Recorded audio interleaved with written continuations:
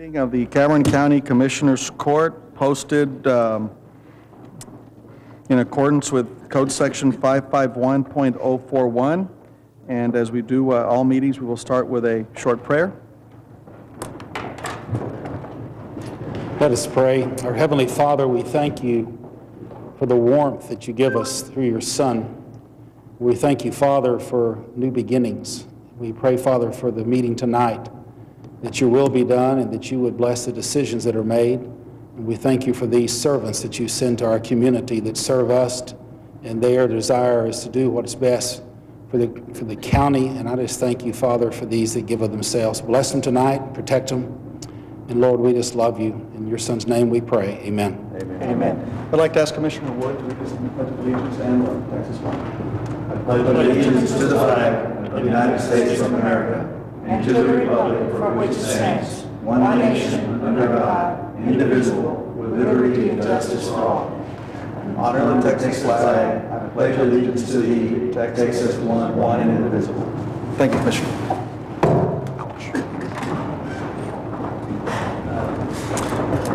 Any public comments?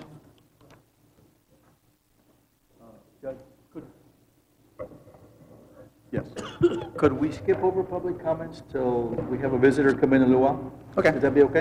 Right. Can I make a comment first, if you don't mind? Since this is my first meeting of the year with the new commissioner, with you, Judge, because I have been out of town, I want to say that I'm looking forward to working with everyone. I think we're going to have a really good operation and good commission. And I've noticed, as we had talked once before, whenever one of us up here, or two of us, or however many of us need something for the operation of our office, we've all worked, hand in hand to make that happen, because we understand the importance of that. And I see a couple items on the consent agenda today that will help your office operate. And so I'd like to go ahead and commit to making the motion to approve the consent agenda items when we get to them. Now, I realize there may be some that someone wants to pull out or different things like that, but in particular, item number 8 and 9, I certainly want to show my support for those two items, and I think they will assist you in what you're trying to do, Judge. Thank you. Any other public comments?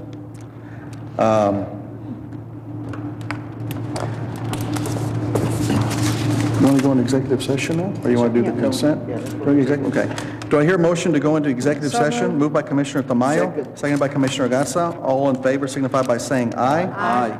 Any opposed? Item carries. Item A, confer with Commissioners Court Legal Counsel concerning management and purchase issues with the International Bridge System on a matter in which the duty of the attorney to the governmental body under the Texas disciplinary rules of professional conduct of the State Bar of Texas clearly conflicts with this chapter pursuant to VTCA Government Code Section 551.0712. Item B, confer with Commissioners Court Legal Counsel concerning Fred Rocha versus Cameron County and Tommy Ramirez, Chief Administrator, Cameron County Juvenile Probation Department, new case, for authority to represent Cameron County and Tommy Ramirez, Chief Administrator, Cameron County Juvenile Probation Department, and authority to file change of venue pursuant to VTCA Government Code Section 551.0711A.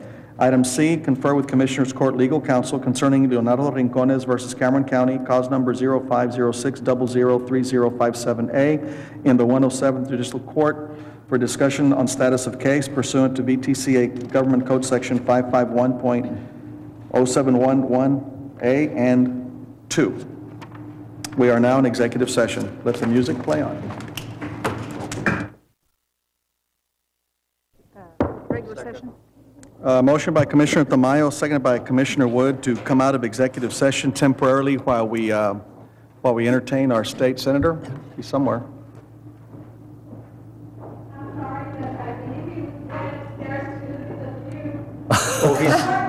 Well, he can do his presentation from up Well, there. yeah, he can All right. address us.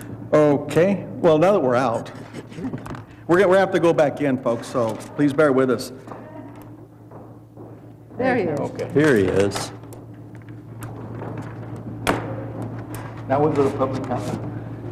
Did we get that already? I make the motion to... Yeah, did we vote? I don't think we voted to get out of the executive session. I make the motion. And John seconded. And I second. All in I'd like favor to vote. signify by saying aye. Aye. Any opposed? Item carries. We are now in the, let's go back to public comments. We have our distinguished state senator who I met with your son today for a little while. Anyway, Senator, the floor is yours. And the courthouse and everything else. Ladies and gentlemen, I'm very pleased to be here this cold day inside.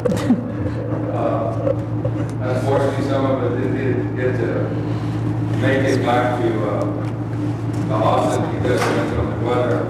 I wanted to thank you. I wanted to be here today for two reasons. I've had this special gavel, Judge, that I put together after the first of the year, so I could bring it to my home county and hand it to you on behalf of the citizens of Cameron County. Presented to Cameron County Judge Carlos Cascos as an exceptional leader in South Texas by State Senator Eddie Lucio, January 2007. I know that you will use this gavel many times during your term of office, and of course, the public that you and I represent and the commissioners represent obviously want good public policy, no matter if it's at the county or state level. I would like to present it to you again with all the respect that you deserve for becoming our Cameron County Judge. I've been there. Thank you very much. I was getting tired of doing my knuckle thing. Thank you very much. Oh, absolutely. Because I was thinking back when I was up there a while ago, what a beautiful building. It's breathtaking. I'm picking up on my breath, quite frankly. I'm just so happy to be in this courthouse again after being away from it officially since 1982. I wanted to go over a few items, a few issues with you that we will be considering, that I will be taking up and considering. And also, I wanted to see if there was anything tonight that any one of you would want to share with me so that I could start working on a legislative agenda or program for Cameron County as well. I know that already some of you have contacted me on some issues, and I know that Commissioner Garza, for example, continues to lead our advisory committee that as chairman of that committee on the $175 million bond issue that the people of Texas approved for Colonia infrastructure, and he's done a wonderful job, and I'm very pleased that I was able to tap him. Being my county commissioner, it wasn't hard to do, David, Commissioner, and knowing that the need for infrastructure in Colonia, so I'm real happy that we continue to work on that issue. Immigration will be at the forefront. There'll be many issues that, many bills that have already been introduced. Well, some of the issues are anti-immigration bills that I define as anti-immigrant bills, where children are going to be denied services if they pass. Some are pro-immigrant bills that will be taken up and considering by Shapley and Hinojosa. There's 3 bills that have been filed by them. The first creates accountability for funds sent to law enforcement agencies for border security efforts. The second and third ensure first responders focus on providing essential public safety services and avoid taking on the role of unofficial immigration agents. The main concern is at the local level, obviously, funding needs. Undocumented immigrants added, according to a study done by Comptroller Strayhorn before she left office, the undocumented immigrants added $17.7 billion to the gross state product, and $1.58 billion to the state revenues for 2005. all of that obviously is going to be part of the debate. State revenues exceeded state expenditures for undocumented immigrants by more than $420 billion, but, and that's the big but, is the local governments, county government especially. The difference was more than $920 million for 2005 on the amount that was expanded as compared to what was brought in. Water will be another big issue. The Rio Grande Regional Water Authority will hopefully be expanded in its membership from 15 to 18. They will include irrigators. This is a response to Senate Bill 1 in the 75th legislative session, which I was a co-author of. And the original bill, Senate Bill 1902, was passed in 2003. I authored that bill.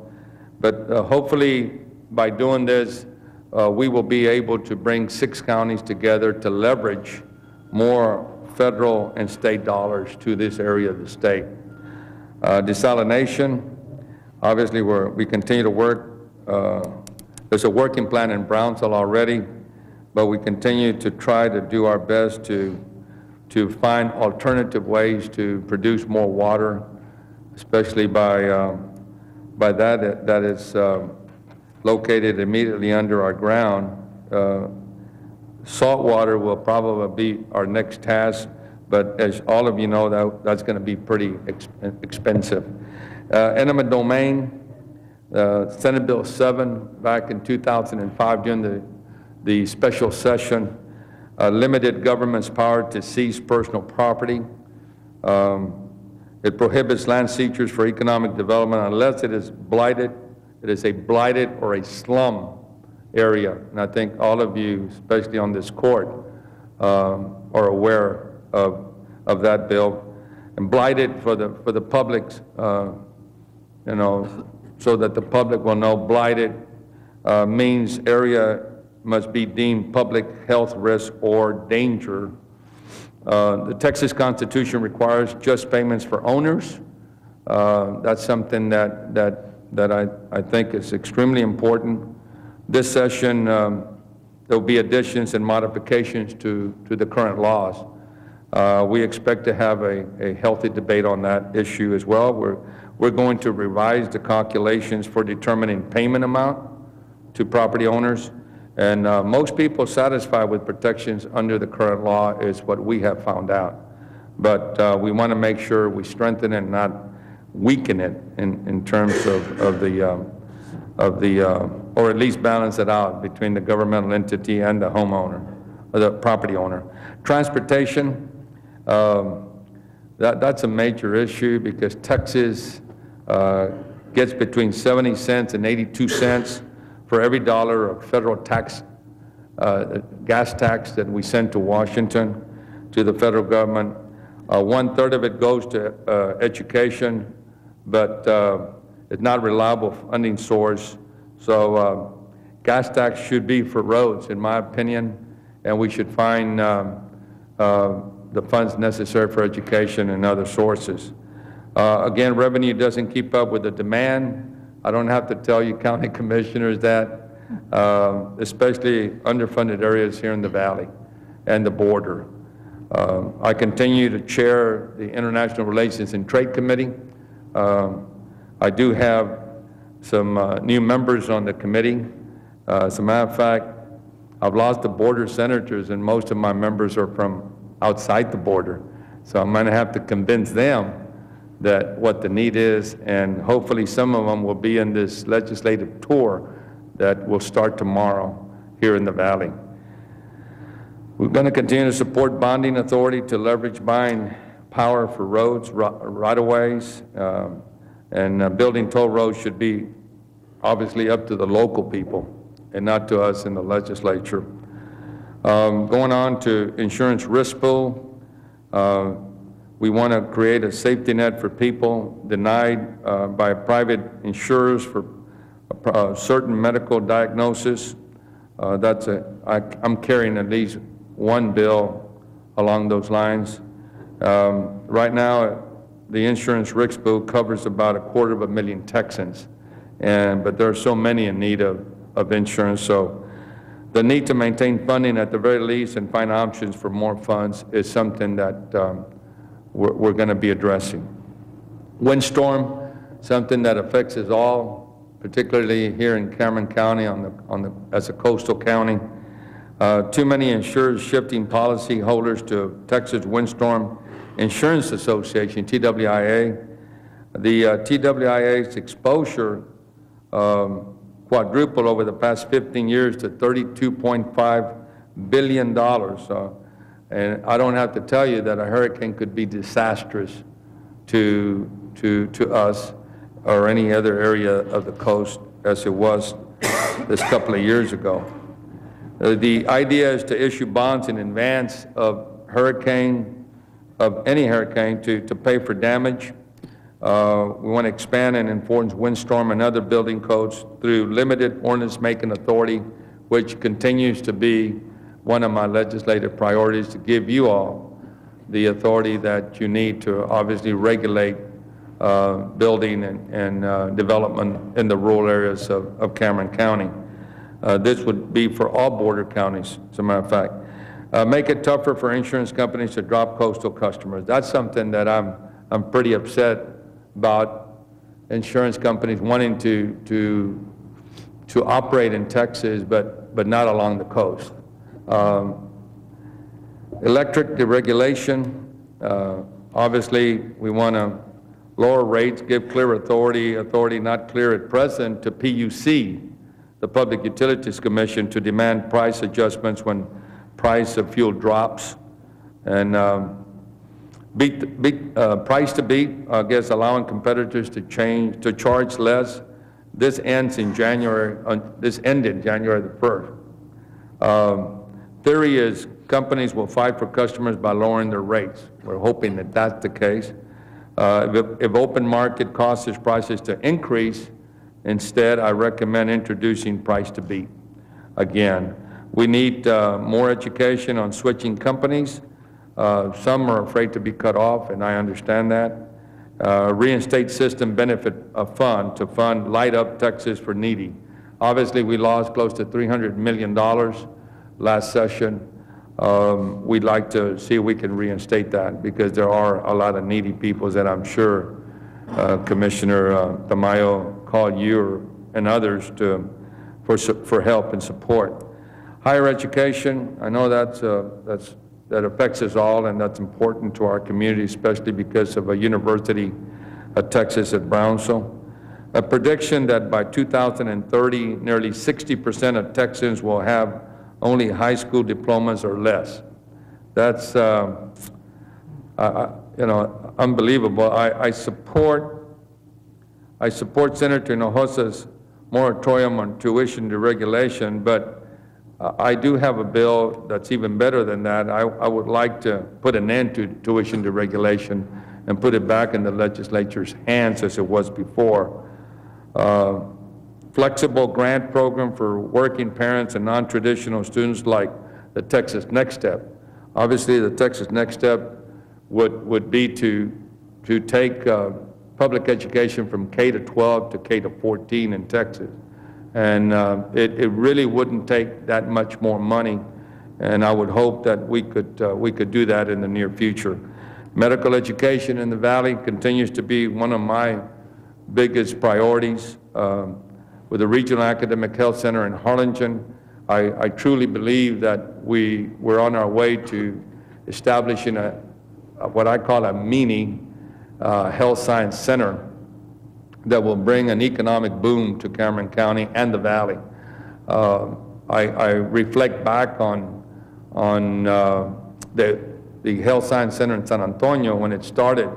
The first year, Judge, it was a $1 billion economic impact to the San Antonio community. Today, it has over a $4 billion a year economic impact. So with thousands and thousands of new jobs since it started, I think that is something that we need to work together on. I've asked the City Commission in Harlingen to continue to look at the land surrounding the Regional Academic Health Center and make sure that we have the land available. I will try my best as a new member of the Finance Committee to find the funds to be able to buy that land now. If we're to be able to accomplish that goal, we obviously would need land adjacent to the center as it is today. So that's a big issue, and I ask you to please join with me. Public education, I know BISD and the 30 school districts that I represent are interested in IFA. It stands for Instructional Facilities Allotment. All of us want our children to be in permanent buildings instead of portable buildings that so many thousands of our children are in today. Automatic inflation adjustment for teacher salaries, I have a bill that deals with that. The cost of living, hopefully we can get somewhere this session with that. More school counselors providing interaction with students. All of us know, based on what has happened during the last 3-4 years, the problems that have existed in shootings and uprisings in our public schools, especially in our high schools, but it happens in the elementary and junior high level as well. And public school counselors, I think, are the answers. They are we need to get behind them and make sure we give them the support they need. I think they can come up with some solutions. IRT, of course, we're going to continue to oppose vouchers. Our public school teachers continue to ask us to hang on to the limited funds that are available for public education as it is. IRT stands for International Relations and Trade. In my committee, we're going to try to increase in something that you all are very interested in, the Economically Distressed Areas Programs called EDAP by $250 million. I'm taking it statewide, Commissioner Tamayo, because there are pockets of depressed areas all over the state. And I think I have a better chance of passing a statewide bill than I do a local a bill just for South Texas or the Valley or the border. You have more senators, more representatives supporting that. So EDAP hopefully will increase by $250 million. Governor Dewhurst is already on board on that effort, and I can't thank him enough. Quite frankly, Governor Dewhurst continues to have confidence in me and given me my chairmanship, a position on finance, also on business and commerce with a subcommittee on emerging technology, and of course the big committee also where all the big issues go to is State Affairs, and I continue to be a member of the State Affairs Committee. I talked about limited ordinance making authority. I think last year we got that bill through the Senate. It got to the House and it died in the Calendars Committee. So hopefully this is the session where we see that happening. I'm going to start early in the session so we can push it and hopefully get it all the way through this time. In terms of housing, we want to increase funding to Texas Self-Help Act to strengthen the Bootstrap program. I know you know about the Bootstrap program. That program started with just an agenda item that I added, an amendment that I added to the finance bill back in the mid-90s, late 90s, with a $5 million bond, and it worked beautifully. I visited those homes here in Cameron County, and people are doing real well with that program. It's created quite frankly, a modern colonia. We want to create a self-help division in the Department of Housing. We don't have that, and hopefully we'll do that. Nutrition, obesity, diabetes. I'm sure that we want to be in partnership with the county and with the universities. I have Bill 72 that creates a worksite wellness program for state employees. I'd like to see that happen at the local level, Judge, Commissioner Wood, where the county employees could tap into that. Senate Bill 73 encourages schools to serve healthy, no or low-cost breakfasts and lunches. I continue to take our universal feeding program that we have here in Brownsville statewide. I'm extremely proud of BISD and what they've done with that particular program ever since Esperanza Sendejas was superintendent of schools here in Brownsville in the early 90s. Hopefully we can do that where our children will not be hungry in school, and it will hopefully add to a good nutrition program for them. Also encourages participation in activity-based after-school programs. Senate Bill 73 will file bill to improve UT Pan American Diabetes Screening Program for school children. That was more of a local program, so I'm going to expand it to not only go throughout the valley, throughout the border, but all of Texas. I have senators already on board co-authoring that bill, and I think it's important for us to share in that particular programs statewide. Half of the valley residents risk amputation from diabetes. I don't have to remind you of that. We have some healthcare officials here today, Cameron County healthcare officials, and I told them prior to you coming back from executive session that I really wanted to get together and discuss some of these issues. In closing with nutrition, obesity, I should say, I asked the Commissioner of Health 2 years ago, Eduardo Sanchez, who was no longer commissioner. Sophie, I asked him how much it would take to address the obesity problem in Texas, and he didn't even hesitate. He said it would take $10 billion. And then I asked him how much would it be in 2030 if we don't address this issue today, or in the near future. He says 40 billion. So it would quadruple if we don't do something about this particular issue. So I'm hoping that we can continue to address that issue here at the local level as well. The CHIP program, Medicaid program, we continue to try to see what we can do to restore services and eligibility and address the eligibility issue on those two issues. Health Service District, Judge, I'm hoping that you and I and some of the commissioners can continue to talk about that. When I passed that bill back in 2001, everyone in the state that was present came up to me and told me, this is a great bill. We want to see how it works in the valley because we want to do something similar in North Texas or East Texas. Unfortunately, it never got off the ground here. And for 5-6 years, we've been struggling with this particular bill. It was supposed to be a partnership between Cameron and Hidalgo counties where we would obviously leverage the funds that would be made available by the 8% of the budget from Cameron, 8% of the budget from Hidalgo. That would bring together millions of dollars.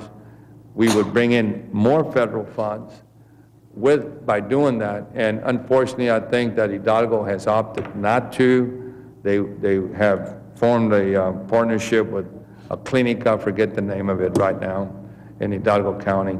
So that leaves you all with the opportunity to do it either yourselves or partner up with Willacy or I would suggest we talk about it to see what route would be best suited for Cameron County. But I'm still interested in the Health Services District when it comes to the indigent health care.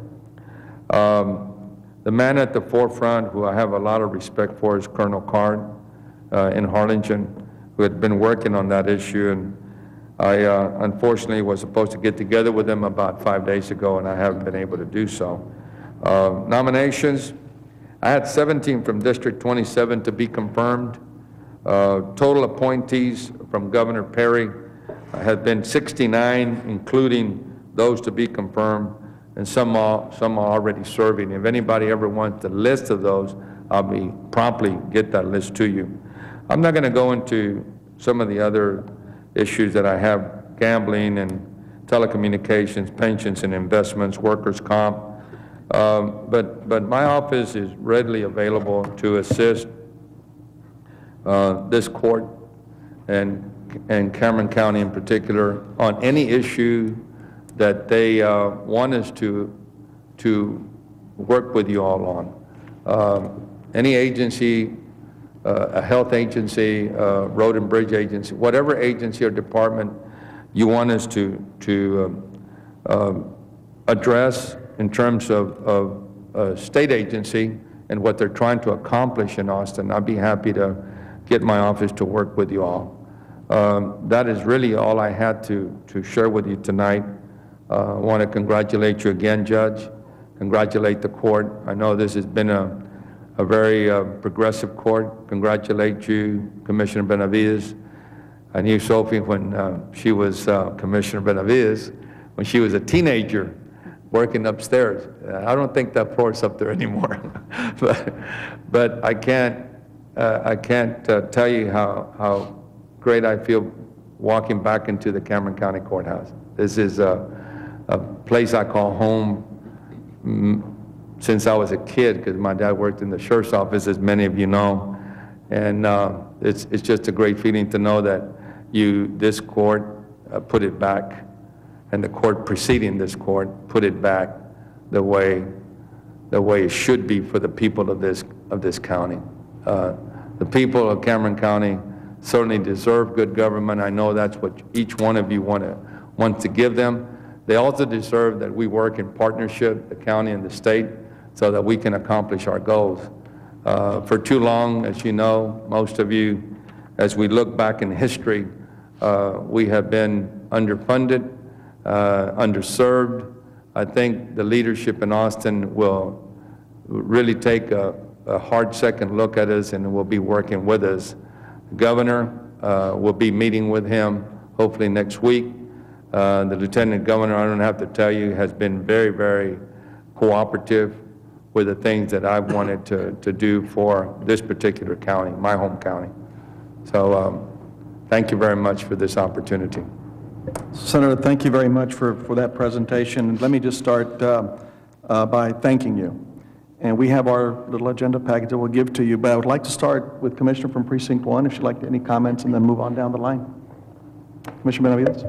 Eddie, thank you for coming tonight and including us in your agenda. I will probably be contacting your office later on, probably next week, so we can touch base on some issues in Precinct 1. Senator, again, I also appreciate you being here with us. I know you do this every time we have a legislative session or any other time we need you here. You've always been available, your door's been open, and I certainly appreciate it, as I think we all do. As you're aware, I've already taken some legislative issues to your office back in August to get a little head start on it, on an issue here in Almito that needs to be corrected, that there doesn't seem to be any other way to correct it other than by legislation, and I know your staff is working on that, and we look forward to working with you on that, and also on your agenda items, and I know that you'll be looking after our agenda items. So again, appreciate you and your family and everything you do for us. Thank you, Senator. Thank you. Okay, fine. Well, first of all, Senator, congratulations on all your appointments. Thank you. I know that you will do a tremendous job, as you have been doing for us. The one thing that I want to thank you for is the fact that my emails are promptly answered by your staff.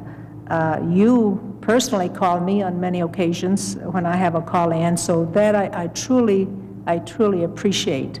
And my constituents all want you at their advisory committee meetings now. I made the mistake of having him go to one of them, and the rest of them heard about it, Eddie, Senator. So they're anxious to have you join them. But as they well know, and as well as myself, that you're so busy in Austin.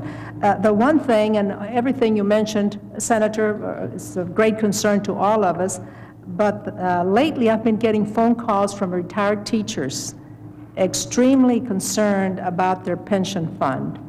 And I'm glad I'm having this opportunity to mention it to you. I will email you tomorrow with direct quotes from some of the teachers. I think you met with some of the retirement groups, and so I think you're aware of their concerns. They don't want anything to happen to that fund, and I'm sure that you will be supporting them.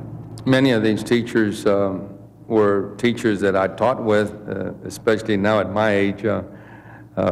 Over the years, I've met so many.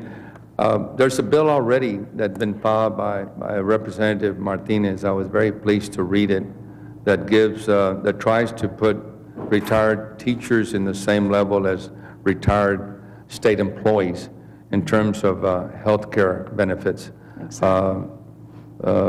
insurance benefits. So I'm going to be supporting that effort, and as a member of the Finance Committee, obviously it would be my duty now, responsibility to find the funds to address that. So, we're going to have to prioritize things. And one of the things that I do is, I did back in the 90s when the late Bob Bullock appointed me to the Finance Committees, I would ask the state agencies to bring to us the need, a true blue list of needs, not a budget that looked good or was worked on just to be able to balance the budget. But we're going to probably do that because of our limited funds, but we need to know what the need is, including retired teachers. Yes, I have met with them. Thank you for bringing that up, because I didn't mention retired teachers, and that, quite frankly, we need to make sure we don't forget them. Thank you. Sir. Senator Lucio, thank you so much for being here. There's a number of items that we have that we'd like to present to you tonight that in regards to subdivision regulation and construction, and there's 6 items on that one, and I know we should prioritize and limit, but there's a lot of issues that we have to deal with. In the Health and Human Services area, we have about 8 or 10 items specific to funding. As an example, the Diabetes Center with support at the Rio Grande State Center, the number of beds we have for our MR patients that are served, and a number of others. But one that's really important to me is the possibility of a constitutional amendment limiting the ability of the legislator to enact laws requiring local funding to be able to fulfill what the law is. I know that's been on our agenda every 2 years that I've been here, but that's really important. The rail relocation projects that we have ongoing in this county are very critical to the infrastructure and the infrastructure needs in the future that we would like to see accomplished. And of course, lastly, but not the end of what I'd like to say, is the Colonia Access Program. We are in the process of developing the expenditure levels on a statewide basis for your office, so that you will have that information available in the next couple of weeks. And hopefully we'll have a committee meeting once that occurs, so that you can see the success that has occurred with that program. One of the colleagues of mine on this commission has received the bulk of what has come into Cameron County, but it's also serving the largest number of folks in this county.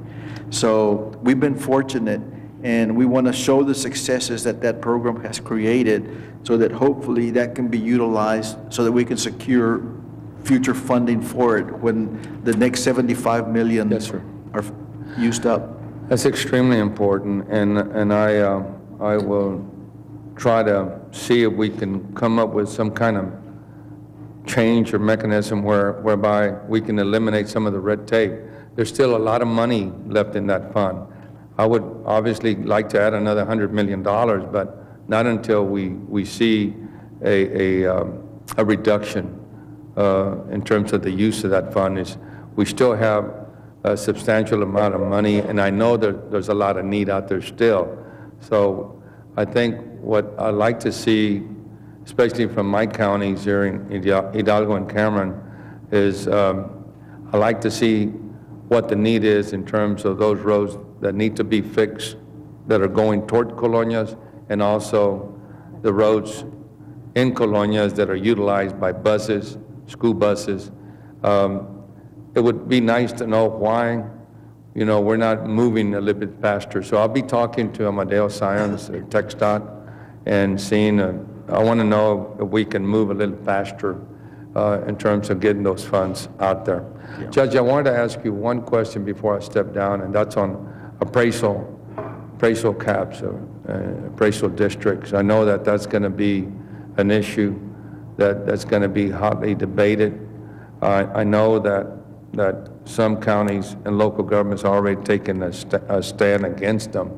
I would like to know what Cameron County is saying, or they want us as you have 2 state representatives, 3 state representatives, and one senator in your county, and obviously we're going to have to weigh it out very closely because I know that's a major issue.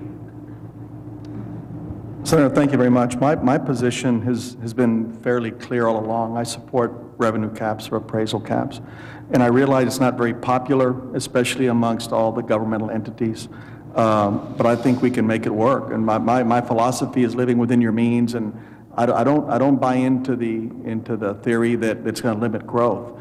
I think what it does, it enables us to, the word that everybody used here, prioritize where we're going to spend our money. I'm probably alone in this position on the court, and that's fine. But I support appraisal caps, and I'm not going to get angry if you can't. I mean, but that's my position. Obviously, though, I remember now that was part of your campaign pledge, and I respect that.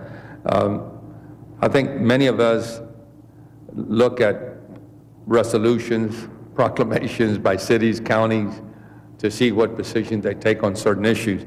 A lot of times they weigh real heavy, and sometimes, you know, we don't follow them, obviously, but, you know, those things are important for us to be able to know, you know, what the folks back home, especially our leaders, our elected officials are saying.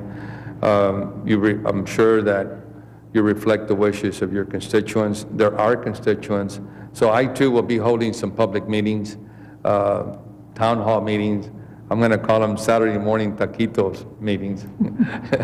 And people are welcome to join with me on those. I will be holding them every weekend, and I'm going to be moving around a 5-county area. And of course, I'm going to be in the Cameron and Hidalgo counties, especially meeting more because those are my biggest counties. But that's a big issue, and that's an issue obviously is going to be coming up. Any ideas that you might have to resolving some of the problems we're facing in Austin would be appreciated by this man here. My theme for this session would be finding solutions together. We can't, you know, we can't do things by ourselves. I think we need to strive to, in a united effort, or a regional effort, to try to find solutions for the Valley and South Texas and the border. So I will be calling on you all from time to time to discuss these issues. So just a couple of things. I was at a forum with you one time with the teachers. Remember retirement with Gracie and Sylvia? Well, we all made some commitments that day. But they're going to go to Austin. Yeah, I know, and they're going to be there in strength. And they, you know, you made some commitments along with State Representative Lucio as well about discussing what Commissioner Tamayo just mentioned to you about their retirement, their health benefits.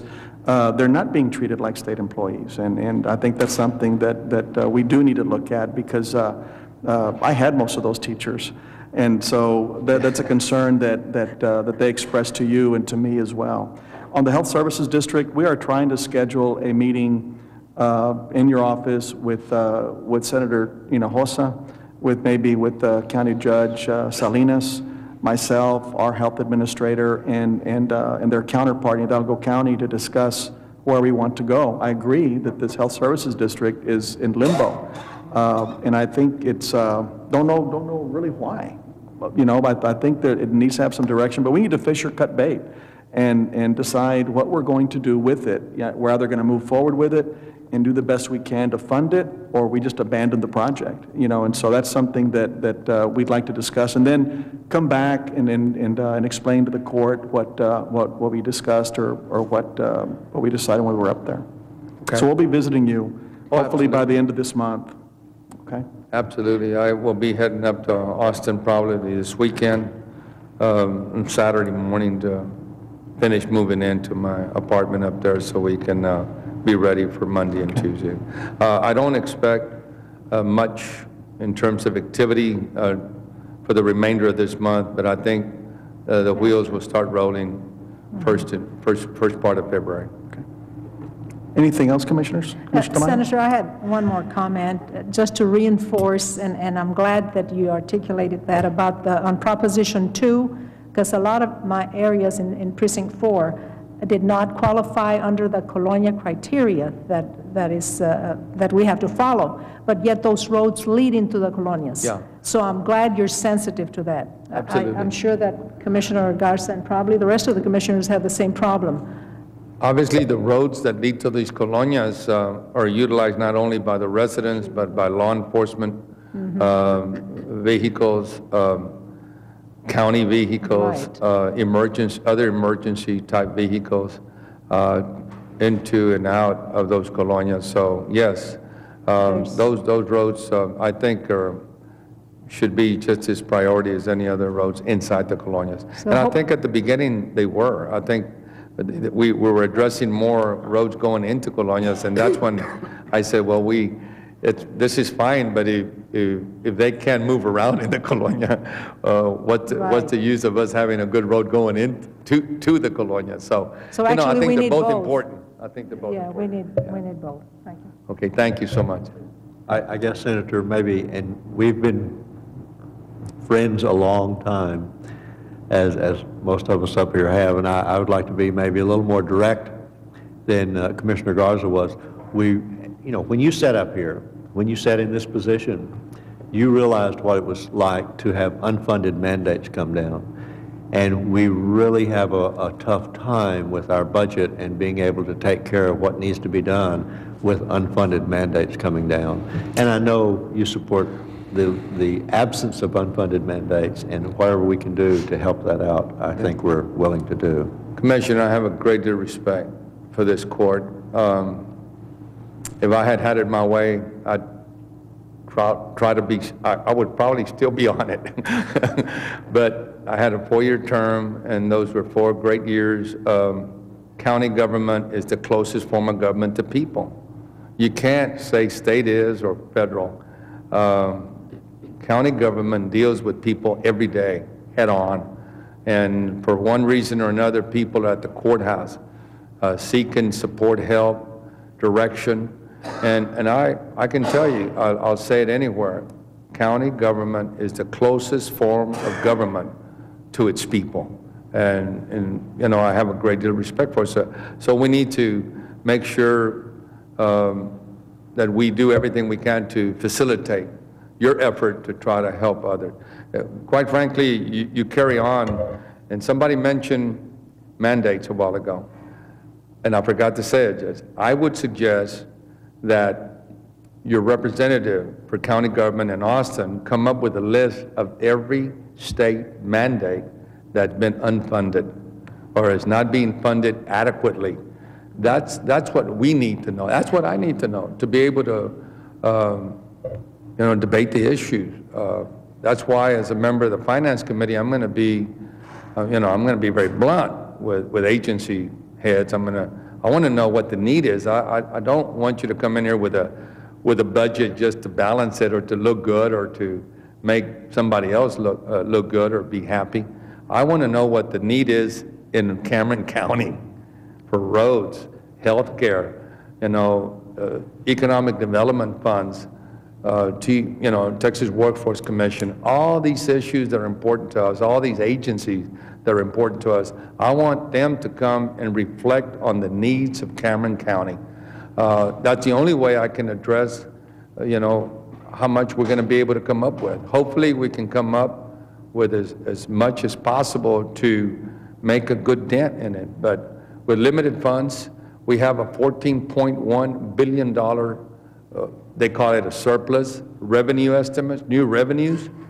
But out of the $14.2 billion, we're going to have to come up with $13 billion for property tax relief. So that only leaves a little over $1 billion to do all of the things that we want to do, including higher education, grants, and everything else that people are asking for in this state. I will relay to you at a later date how we might be able to address that and find solutions, and again, something that will be very controversial, and that's busting the cap. And that is the only way that we'll find the resources that we need to address these issues we're talking about here. And that's a vote I have to come up with. Senator, I think we all understand that $1 billion just doesn't go as far as it used to. But I know that we all stretch it as far as we can. Okay, thank you. Thank you very much. Thank you. Anything else? Thank you. Senator, thank you very much.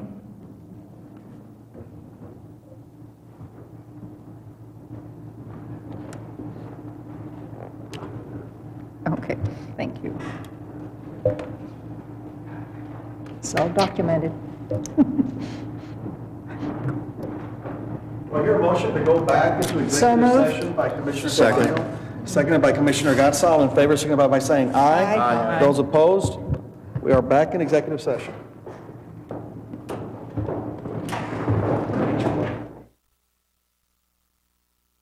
Session? I so move. Moved by Commissioner Wood, second by Commissioner Gatsa. All in favor signify by saying aye. Aye. Any opposed? Item carries. We're out of executive session.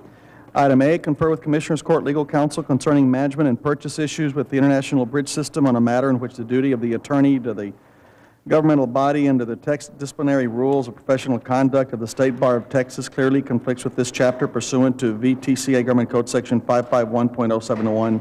2, do I hear a motion to acknowledge report of counsel? So moved. Moved by Commissioner Tamayo, second by Commissioner Wood. All in favor signify by saying aye. Aye. Any opposed? Item carries. Item B, confer with Commissioners Court Legal Counsel concerning Fred Rocha versus Cameron County and Tommy Ramirez, Chief Administrator, Cameron County Juvenile Probation Department, for authority to represent Cameron County, and Tommy Ramirez, Chief Administrator, Cameron County Juvenile Probation Department, and authority to file change of venue pursuant to Code Section 551.711A. Do I hear a motion to I'll I make guess, that motion. authorize our legal division to represent Cameron County and Tommy Ramirez, and to, if applicable, apply for a change of venue? Do I hear a motion?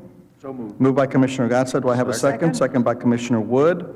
All in favor signify by saying aye. Aye. Any opposed? Item carries. Item C, confer with Commissioners Court Legal Counsel concerning Leonardo Rincones versus Cameron County, cause number 0506003057-A in the 107th Judicial District Court, for discussion on status of case pursuant to Code Section 551.0711A and 2. Do I hear a motion to acknowledge report of counsel? So moved. Moved by Commissioner Tamayo, seconded by Commissioner Gatsa. All in favor signify by saying aye. Aye. All opposed?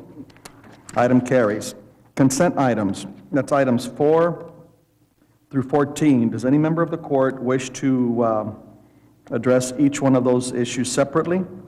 I think John asked for 8 and 9. Well, I just wanted You to already be did able that. to make a motion to approve them unless there's some that wants to be pulled out. Anybody I want have, to pull one out? One item that I'd like, Which one's that, Commissioner? number 10. Okay, number 10. Any others? Hearing none and sensing none, do I hear a motion to approve items 4 through 14 with the exception of item number 10? I so move. Moved by Commissioner Second. Wood, second by Commissioner Gatsa. All in favor signify by saying aye. Aye. Any opposed? Item carries. Item 10, consideration and authorization to submit an application for beach cleaning and maintenance assistance with the Texas General Land Office for state financial assistance for fiscal year 2007. Javier? I just like the report I have before me, Javier, because I know now what the application is requesting. And if you would briefly kind of go over the agenda, the budget part of it, you know, I would appreciate it. Okay, Commissioner, Judge, on this, on the budget, what we've included is what our expenses have been for the last fiscal year. And what we've done is we've included what the expenses have been for Public Works, for the maintenance of Boca Chica Beach. And what we have done is we estimated on, because I'm not sure who collects the data. I know that Blanca Betancourt used to collect it, and she would compile the report of the expenditures. So what we did was we estimated what percentages that she would be entertaining on preparing the report. But on the equipment rental, I'm not sure if you want me to go specifically, Commissioner, or... Well, can you give me an idea of what the percentage between your department and the Public Works Department is? Of the cost? Of the total amount? Well, I would, fair to say that ours is probably 75% and theirs is about 25%. Even though that they have a lot larger or longer beach, a longer linear footage, there's a lot more expenses that we incur because of our equipment, our staff and everything, and signage and patrolling and staffing that's out there on the beach maintaining that. When you get these funds to your department, assuming the state approves them, does 25% of that amount go back to Public Works? Yes, we would split that up. The and we'd have to percent work. is split to them? Yes. Okay. Up front, or do you have a timeline? What they do is they reimburse us at the end of what we do is we submit quarterly reports, and at the end of the year, then they send us a check. We deposit that at Treasurers, and then we could work with Mark to split that up, because currently, or before, what we used to do is we used to just get the check, we deposit it and go into our account. Now we're going to have to split that up and work that out with Mark. Okay. As long as that occurs, I have no problem with what you presented, and I move for approval. Second? Moved by Commissioner Gatsa, second by Commissioner Tamayo. A little bit, one more thing, Javier. If you might want to, I know that 25% was your ballpark number. You may want to get specific numbers to each member of the court so they know. And then when you do, as you do get the money, make sure that either you or Mark let the court know that you're making the transfer or the reimbursement. Okay. Okay. And we will have specific numbers, because we actually have the salaries of the employees and how much time that they spend on beach maintenance versus the parks employees. Thank you. Thank you. Somebody move on that? Yeah, move it second. Okay. All in favor, signify by saying aye. Aye. Any opposed? Item carries. Travel items 15A through 15K. Do I hear a motion for approval? So moved. Judge, Yes, David. on item K. K? I'm sorry, K. and K? Travel items, I just want to make sure that we didn't make that trip, so just want to make sure you all know. Did not make it? No. Okay. All right. So we don't have to approve it? I guess Table? not. Let me have a motion for approve item 15A through J. So moved. Moved by Commissioner Tamayo. Do I have a second? Second. Second by Commissioner Benavides. All in favor signify by saying aye. Aye. Any opposed? Item carries. Item 16, presentations. Presentation of progress report by Red River Service Corporation regarding solid waste issues. Judge, Commissioners, we have David Cooper and Chris Masterson, along with several staff, here today to do a presentation on some of their operations and what they're up to in the next few months. Along with them is John Serra with our Solid Waste Department to answer any questions. Thank you, David. Brought in the big guns, huh? Yeah, Thank you for being here. you bet. Judge, Commissioners, I'd like to thank you for the opportunity to come in front of you today and just give you guys some updates of where we are, where we've been, and where we're going. Jim Smith had asked me to come here to the Valley to provide you guys some information that I hope addresses some of the questions and concerns that members of the court have had over the past 3 weeks. With me, I brought Lou. She kind of runs our contract compliance part of our organization, where she maintains our contract, makes sure that we're in the daily compliance with that contract each and every day. Rosalind is our general manager for all operations here in the Valley. Chris Masters is our corporate vice president of solid waste. He's based out of the office in Austin, such as myself. Ray Gray is our residential and commercial operations manager for all operations here in the Lower Valley. I'm the director of business development for the corporation, and it's kind of usually my duty and responsibility. Do a lot of governmental affairs, come out and meet with the city managers and the mayors and commissioners, just to keep them abreast of what we're doing. And I've prepared a handout that I'd like to hand out to each and every one of you. And basically what it details some of the issues that we thought were important to address with the court. Some of the things that have happened over the past 3 weeks, as well as some. Okay. Thank you. What we want to do to increase our efficiency, prepare for some future growth.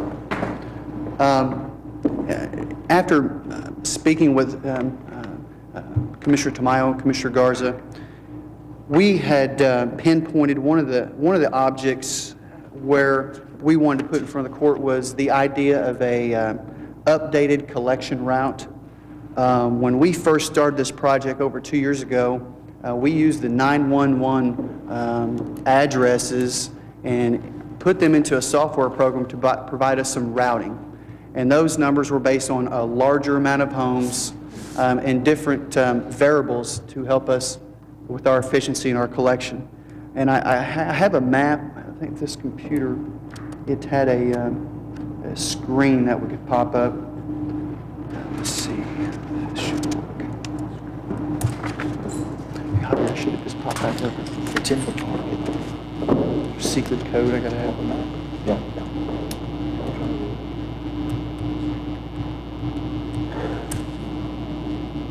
No, there it is. And there are some other issues in that handout. I guess the first thing we'd like to do is to go over the map, because I think that will probably take up some of the time. And we would like, I've got everyone here that like to address any of your questions or concerns, because I know some of the biggest issues we've had with routing and collections. From the beginning of the brush collection, garbage collection is pretty simple. You just pick it up, put the truck on. The brush is a little bit.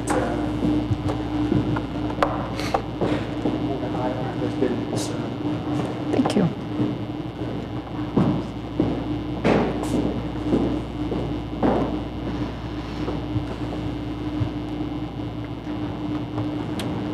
All right, here we go.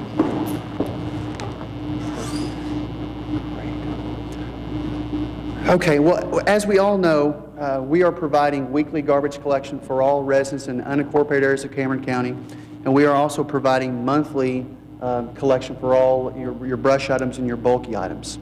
When we first started this project, we had implemented a system of collection which we consider in the waste business to be called semi-automated, which basically it's a rear-load garbage truck where you have a driver and a laborer.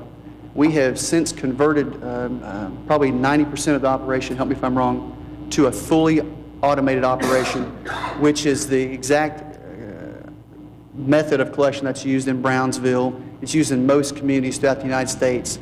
And the reason the collection method had changed from the manual or semi-automated to an automated system was to increase efficiency, reduce workman's compensation claims and things of that nature.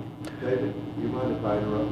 No, go right ahead, John. Do you mind if I interrupt you at that point? Not at all. You say the same type of vehicles that are used in the cities, like the city of Brownsville.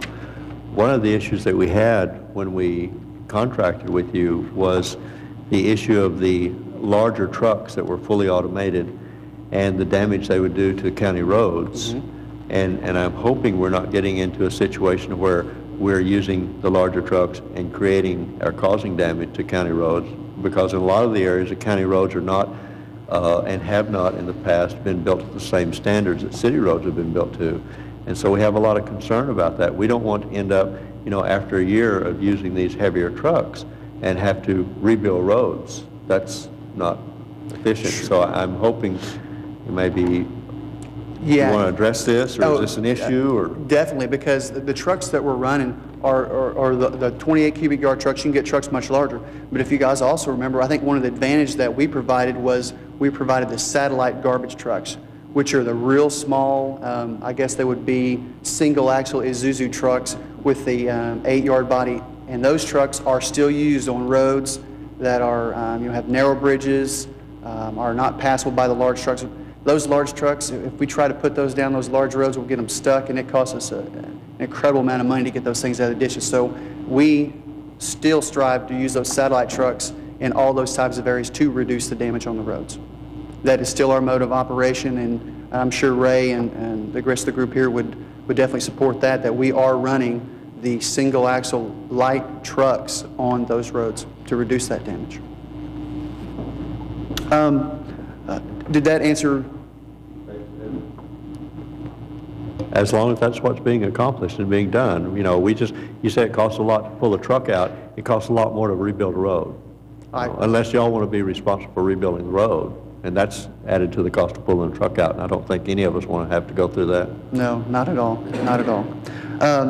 Moving forward, we look at these routes, and I think we look at one thing in the garbage business, it's time, and we look at lots of different variables, how we want to increase our efficiency in our business. And looking at what we presented to the court today, we feel confident that this route modification will increase our collection efficiency and prepare us for future growth.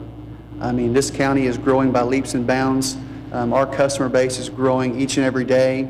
Some of our competitors have provided notification to their customers at the end of December that they would no longer be servicing those customers.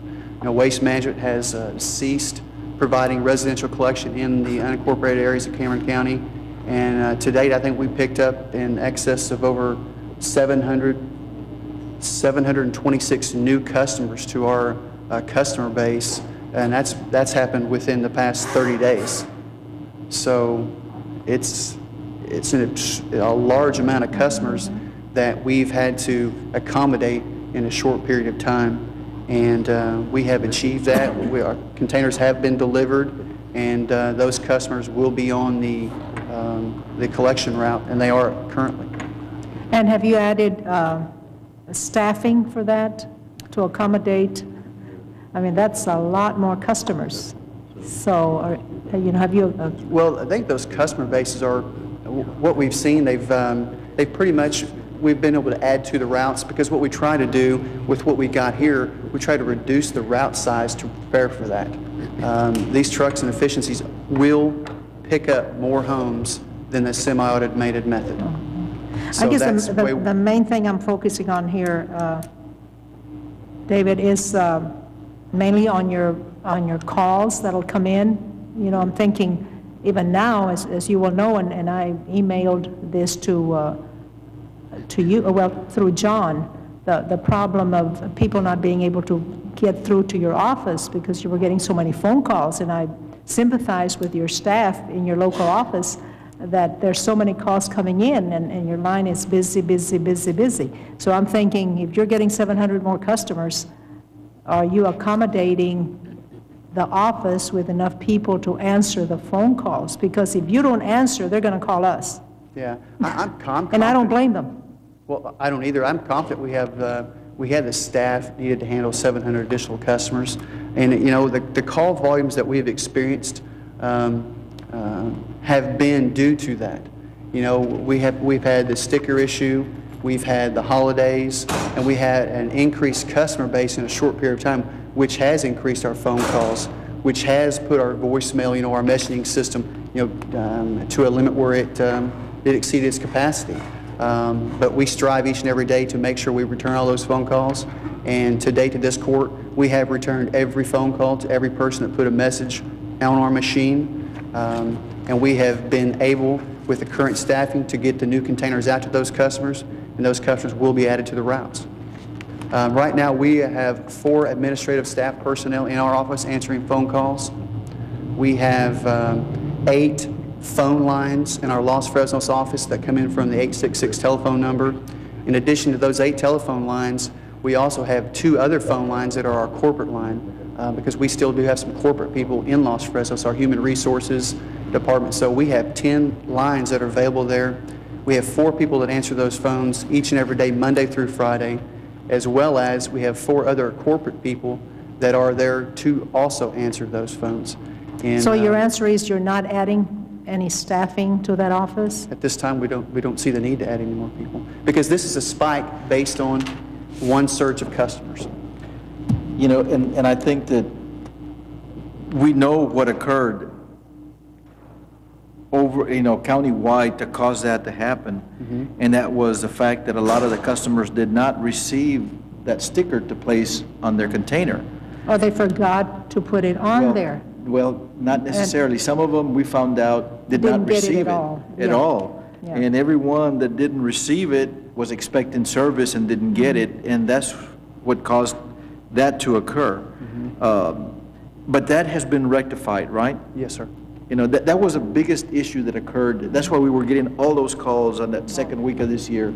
Well, the only thing, Commissioner, is that some people that called me, and they admitted, and I have those names, I think I talked to Mr. Gray about this, they admitted the fact that they didn't put the sticker on there, but they were upset because they said, I'm paying my bills, why do I have to remember to put that sticker on there? And I need to tell you this, because that was some of the calls that I got. Sure. And the simplest way we can explain that sticker program is we are in a business, and we are providing a service. Definitely. And we I have understand got- that. we I'm have just looked- voicing the customer's concern. And I They're agree. saying, we're penalized, we're paying our bill, and we're being penalized by being told I have to put this sticker on there. I'm not saying that's right or wrong, I'm just giving you information. Yeah. And I realize you're a business, and you have to have some way of controlling who's paying and who's not and all that, but, that's, It created an influx it of phone created... calls. It did, but one thing I will say, I think it'll please the court, our collection percentage on receivables has increased.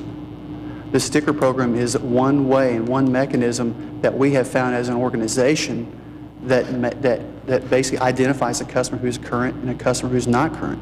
And in this business, you have to have current customers. If your customers are not current, your operation, your business will not operate very efficiently.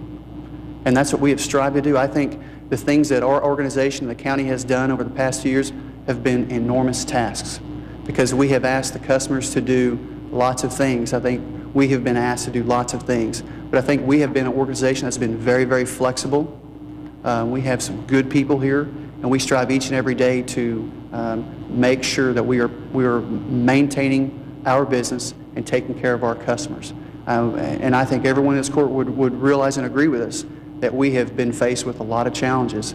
And each and every day, the service is getting better. Each and every day, the billing is getting better. Each and every day, what we do is getting better. And there are a lot of customers that really appreciate our service, but there are a small few customers that you're always going to have. They're going to call in. And what we see, and I'm being as true as I can to you, Commissioner Tamayo, a lot of our customers, a lot of people that call are billing issues. And they're billing issues related to customers who do not pay. No, I have to disagree with you, David. And let me just tell you that my foreman will tell you that this has really helped. I mean, it's been a good service as far as helping. He says it doesn't take as long to work on a road because the ditches aren't as, they don't have to spend so much time cleaning up ditches. So, I mean, there's a lot of positives here, but I, for one, want to see it work better. And I'm sure you do too. My main concern is that I really want for people to be able to get through your lines. And I experienced it myself, David. When they started calling me, I started calling your office in Los Fresnos, and I kept getting a busy signal. And like I said, your service has been good. We need it, but I just want those phone calls answered. I think you need more. Well, of course, I'm not going to tell you how to run your business, but you might have. How many lines do you have? There's 8 lines. 8 lines, but if you have just 4 people, did I hear correctly? Yes, ma'am.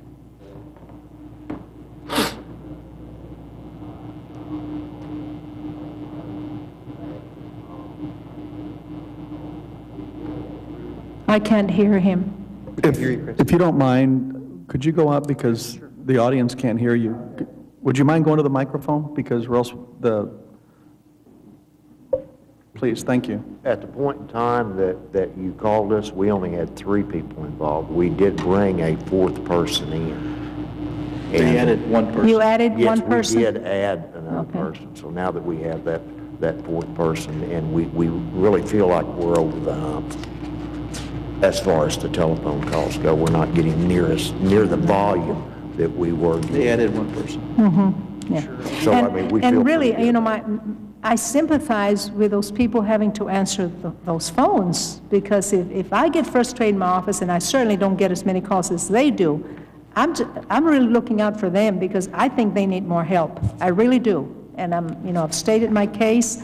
I think it's unfair for them to be able to handle all those calls until things, calm down.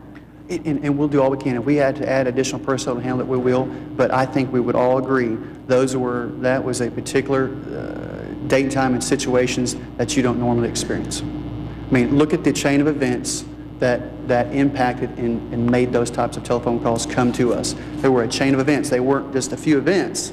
They were numerous events. They were the holidays, they were the stickers, and they were the added customers. So if we don't have 700 more customers added to our count base, we probably wouldn't experience that many phone calls.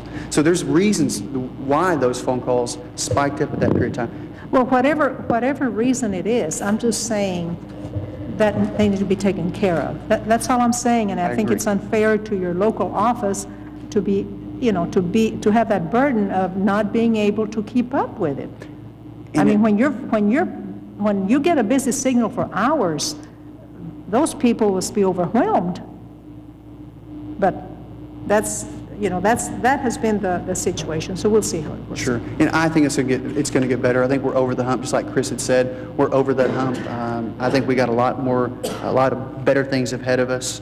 But I agree with you, Commissioner Tamayo. That was an unfortunate event, and we're going to do everything we can to reduce that in the future. I guess going back to the route maps, as you guys have seen them, I think they're pretty self-explanatory in what they say to the customer, to you guys as a court, and to us as an organization. We've looked at and color-coded down at the bottom, as you'll see, the trash pickup, Monday, Tuesday, Wednesday, Thursday, Friday, and they're color-coded.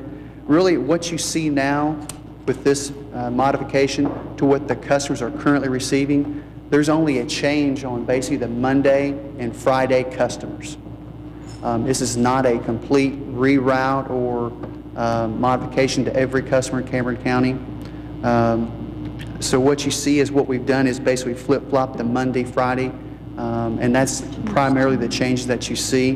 And I think the other thing that makes this reroute or modification something that we really like to present to the court is that the brush collection.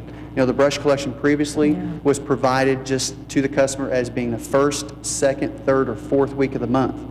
And when a customer would call if they missed, we couldn't tell them exactly which day their brush would be picked up.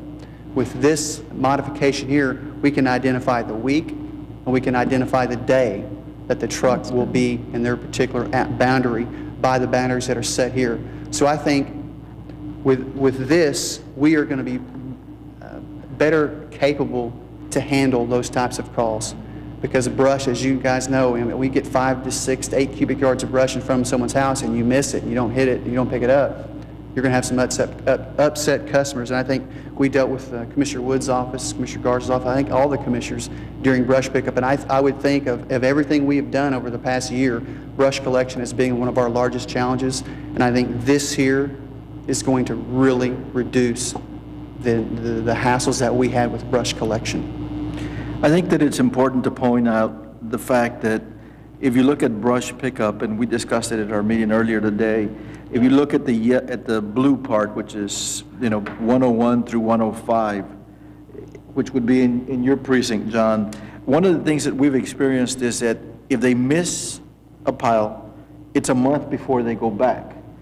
With the way that they've done it now, it appears that if they miss something in section 101, and anytime during that week, they're called, they will go back through that section and pick it up, okay? Yeah. Which would facilitate a lot of the problems that were occurring. You're exactly right, Commissioner, because we looked at the previous thing. We were just so far spread apart. That area was so large, and we couldn't identify the day. And if we did miss, it's just we're, economies, we just couldn't get back there as efficiently as with what we've done here. The areas are smaller. And as you notice, the areas that are smaller on this map, that's your denser. Well, I've been looking forward to the day where I can follow your truck and know where it's at. And this map will tell me. Sure, and because I've always said, I want to know where they're at. Ray, I mean, we've had visits, and it was difficult because you covered a huge area. Yeah. The way you've subdivided this, it's going to be easy to know where you're at. Yeah. And some other technology that we have added GPS tracking devices to our trucks. And, we don't want to come up here and provide you guys with a bunch of problems and provide you no solutions. but we think this GPS system that we have implemented in our trucks is called Track Your Truck. And we can track our equipment throughout the whole county. We'll know where the truck is. We know how fast they're driving. And I think one technology that Commissioner Garza and we had talked about this afternoon was looking to find a technology that would be able to integrate the GPS tracking with customers that have paid their bills. And I did a Google search after we had spoken. We have a particular software program. It's called SoftPack. It's an industry standard billing software for the garbage industry. A lot of public companies use it. There are partners, and they have an alliance partner that does provide exactly that, where the GPS system is integrated with the billing system. And in the trucks, there is a device in the truck, which basically it's an onboard computer system. When a truck pulls up to a particular home and address, due to a GPS coordinate or an address, it will tell the driver if this account is current or not current. That's exactly what John Serra and I were discussing this afternoon. David, before I forget, I want to thank Mr. Gray, because every time that I have called him, because of the fact that the constituents say I can't get through to him, I'll call him. I have his cell. I don't want to pass that on to all the customers. So I call him, and he takes care of the problem. And I know, not because he calls me back, but because the customer calls me back and he says, thank you. You know, Mr. Gray came back. He explained the problem. So I thank you for that. You have a tremendous, difficult job. And I commend you for the way you handle yourself.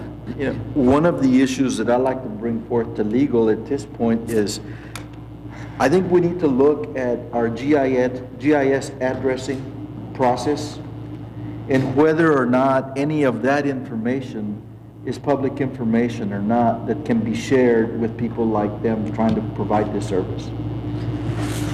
I don't expect an answer right now, Richard, you know, because I know that we can get a long legal discourse.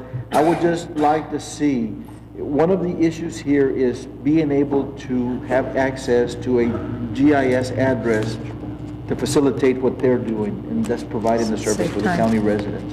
And I'd like for you to look at it, see if that would be possible or not.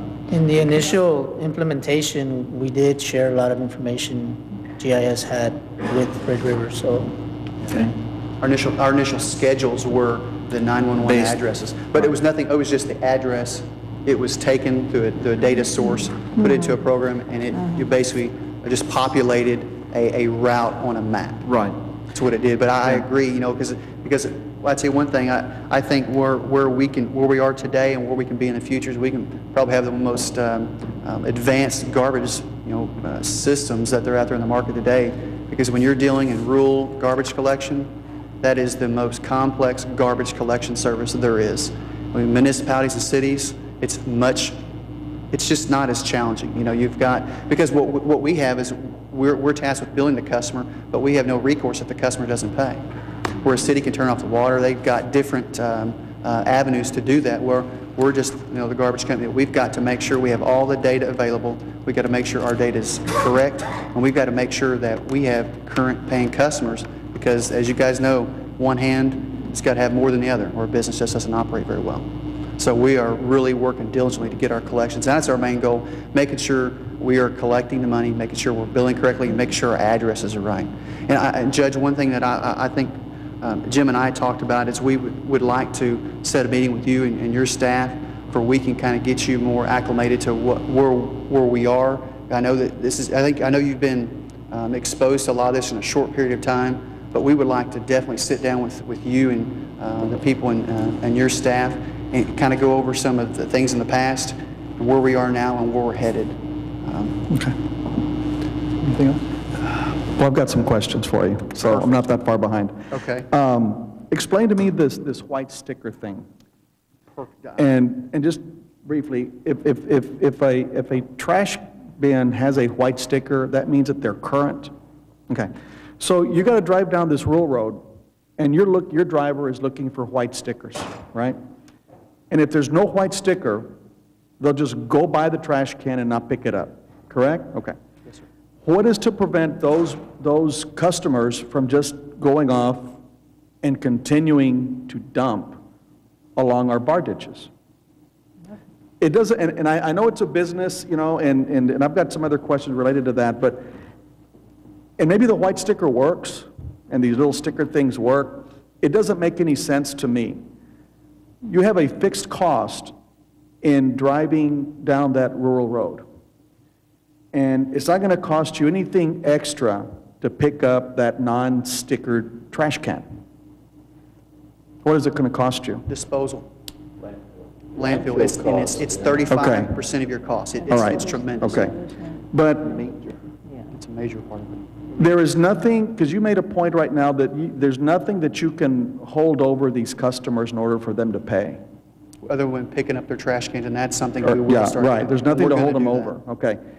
How many delinquent customers do you currently have right now?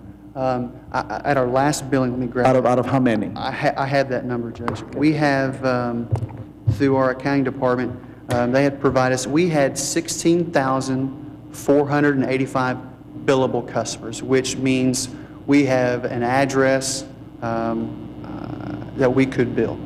We had 14,135 customers who have made a payment since we have taken over the billing.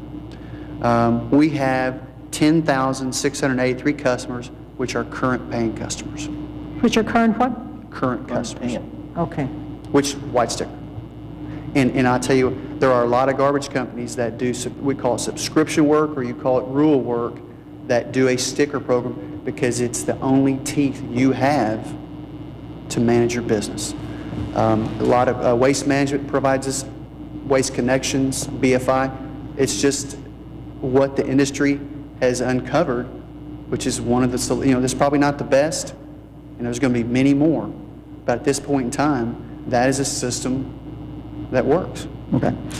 On the phone calls and the busy signals and all that happened, was that just an anomaly that happened during that time, or? I wouldn't say 100%, but I would say, and I would hope everyone would agree with me, that was an unusual event where we had so many different things happen at one time. Has that happened since? As far as Not before. the busy, it As happened, far- and it hasn't Yeah, as far as my office is concerned, it was this period of time. only? Yeah. Okay. It had happened years past, okay? Or But it had But not happened Yeah, it had recently. straightened out. And all it of a is not sudden- occurring yesterday It's not or today. occurring the last Okay. few days. Okay. All right. Evidently, they corrected it. Judge, on the point about picking up the trash if they don't have a sticker, and I can understand, I had thought of that. I said, the truck is going by, why not pick it up? Until I had a lady call me, very upset. You know, some people are home and they're looking around all the time, and she called me very upset because Red River had picked up a trash can, given them the service, and her neighbor did not have a white sticker. And she was very adamant about the fact, if I pay for this service, she should too, and all that. Well, you know, it's probably neighbors, who knows, I won't go there. But anyway, I told her to call Red River, you know, and I guess she did, you know. I said, we don't run Red River. So I can see where you're coming from with that. It's, I think that this system has been implemented in June, the first time with the green sticker. The white stickers went out in December. The next time they go out, the people will learn, and they will do this, and it will work. I mean, I we're learned, confident. okay? yeah, my husband did too. He forgot to put it on Victim there. of the stickers, but it was the red ones, you know. Yeah. We're just going to have to manage the trash cans so they don't end up looking like a hippie van with a bunch of bumper stickers on it, but we'll be able to maintain that. And so how often do you do the stickers? Every 3 months, or what was it? Well, what we've done was the first one was a trial run, it was a random sample, and now I think what we're going to try to probably implement it quarterly. You know, our receivables are increasing, so, you know, if our receivables weren't, if our bad debt wasn't in excess of 27%, we probably wouldn't have to revert to that, because we know we're going to get X percentage of bad debt. But when it's at a level of that, we're going to have to maintain a program similar to this. And I think we would like to do it quarterly, because we did it in June, we've done it in December. That's what we'd like to do, but, you know, please the court, we would definitely like to, you know, maybe judge work with your office and see if there's a better way of doing it. But right now, we're prepared to do it quarterly and just to see how it works out. And I think with the rerouting, there's lots of different things that are going to make it better.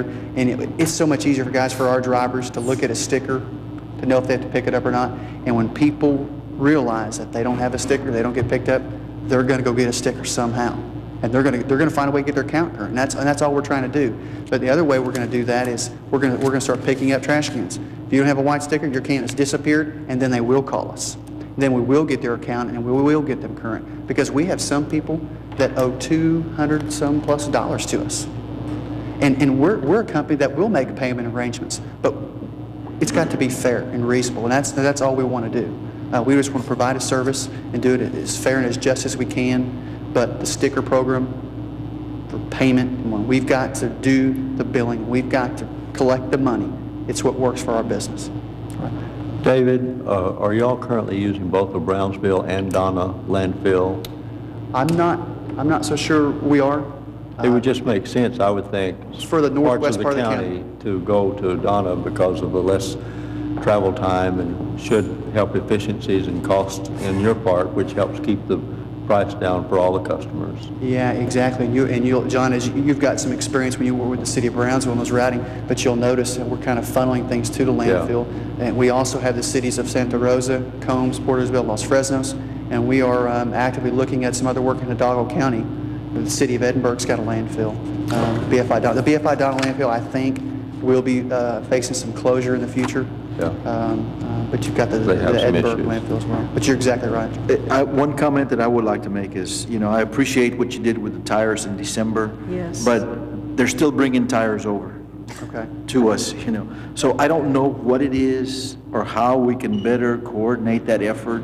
It has helped tremendously in our rural roads, but we need to somehow coordinate it just a little bit differently or better, and hopefully... We'll do it with John and see if we can maybe find a different solution to it. Tires are a problem in every community in Texas. There are some technologies where they're doing a lot of land reclamation, where they're putting these tires in a machine and they're basically slicing them, and then they're putting them with inert material and they're filling, caliche pits, and they're doing land reclamation projects with them. They're doing Green Trees, a company, doing a lot of work in Houston. We're working with a company out of Laredo that's doing a land reclamation project with tires. So basically, and I think the city of Brownsville's bought a machine to do that because they've had the same thing. They've got so many tires. Tires are so expensive. I mean, they're in excess of over $200 a ton to dispose of tires. And then the manpower to pick them up, they're hazardous. I mean, and then the mosquitoes and the tires in the water. I mean, they're definitely a problem. But we'll definitely work with John and his guys and the judge and see if we can find a better way of doing it. Maybe we need to increase the times we do it. But it worked. Anything else? Do I hear a motion to acknowledge? I would move to acknowledge, but I do want to publicly thank Red River for having taken care of a situation in the Laureles area where this a lady had a house burned down, and we couldn't go in and help her as a county because of it being private property. You all, just kind of, we called your office, and you were able to go in there and do a really great deed. And on top of all of that, you took the recyclable materials to where they needed to go, and even presented her with a check afterwards. So on behalf of Mrs. Barrera, I want to publicly thank you for doing all that. Thank you so much, Commissioner. Judge Finn, if I may, I have one other topic I'd like to, it was like in the last item on this handout. It's in regards to the education plan. In our first go-around, is we're going to work with the local Boys and Girls Club, and we're going to implement a program that provides some awareness to our service. We had just finished. We were serviced by the city of Nashville, Tennessee. We service about 88,000 homes in the city of Nashville. Well, the mayor had an event. It was called Celebrate Nashville, and we co-sponsored a big portion of this. And what we did was we come up with an environmental theme through the Celebrate Nashville to help promote this event. And we got with I think it was third graders in like over 20 different elementary schools in Nashville, Tennessee. And we put an environmental poster contest together. All those schools, they had art directors in their schools. They put artwork together. And we have, we're running over 20 trucks in Nashville, Tennessee every day. And we displayed that artwork on the sides of all our garbage trucks. And I tell you what, it was a hit with the kids, because a lot of the waste prevention and recycling starts at home with the parents and their kids, and what better way to do that with a contest. And it's amazing how creative those kids were with those drawings. They did some really, really neat things. There's a particular bank, I don't know if you guys have been to Nashville, but there's a bank, a big building that looks like the head of Batman. And those kids use that theme with the backdrop of Nashville and a lot of different things. But I think something we've done here is this letter has already been sent out to the Boys and Girls Clubs here in the Valley. And we come up with a theme. We talked to a lot of people in our organization, which was, improve your view. I think that's what it is on that deal there. And we just think that's a neat way and a neat theme with these Boys and Girls Club. And what we're going to do is we're going to take those designs and we're going to get a panel of judges, rate them, and we're going to take that artwork and we'll put it on our trucks. And I think it's just going to be a great thing. And we want to do something every year, some different type of educational plan. And starting with the Boys and Girls Club, we thought was a good idea. We'll start with them, the police and court. And if you guys have any other ideas for next year, we would definitely like to welcome and do anything. And something else I think we also need to do as a partnership that we have, we definitely need to do what we can to start working with Valley Proud. I know we had met with Mr. Matz last year, and it just didn't work out quite like we wanted to. But I think now is a time where I think we could take our program, the county, and work with Valley Proud and maybe take some of their themes and advertise them on the trucks. And maybe we can work together because they're a great organization. I think we could work together and do something like that as well for the future. David, I guess I would like to ask to see if perhaps y'all can expand that into, besides the Boys and Girls Club, in Brownsville, we have a Weed and Seed program, which is operated through the Juvenile Probation Department area.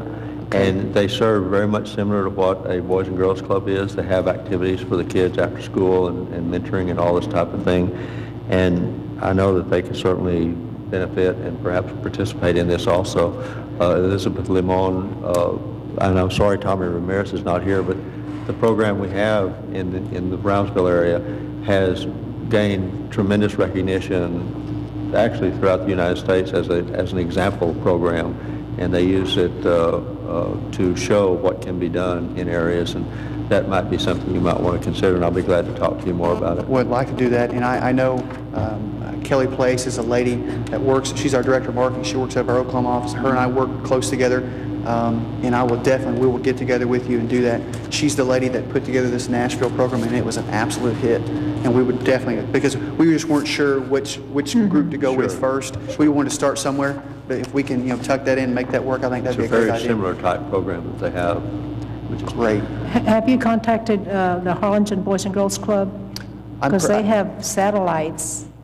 I mean, it's a big organization. I think they went out to 5 different, was it Harlingen? You did? Okay. And we'll get you the list, okay. Mr. Mayo, of which ones Because we sent Salinas, to. our Director of Health and Human Resources, would be involved in that. Because I know we've been really because of active the centers. in the Boys and Girls Club in the Port Isabel area, so I think this would be a neat idea. There's so much white space in those garbage trucks that are through those areas. What better way to promote something those kids are going to do? Exactly. Anything else? All right. There's a move by Commissioner Gatsa to acknowledge the presentation of progress by Red River Service Corporation. Do I have a second? Second. Second by Commissioner Wood. All in favor signify by saying aye. Aye. Any opposed? Item carries. Thank you very much for all being here. Thank Appreciate you. it. Thank you. Thank you.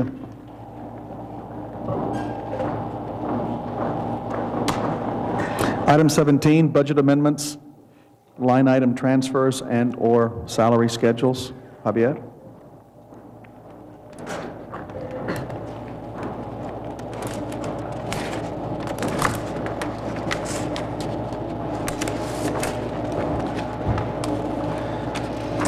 Judge and Commissioners, the first couple are just routine line item transfers between different line items. The third one on the Gateway Bridge is actually setting up the funding or the partial funding for the action that the court took in reference for the transferring the monies to the Port of Brownsville.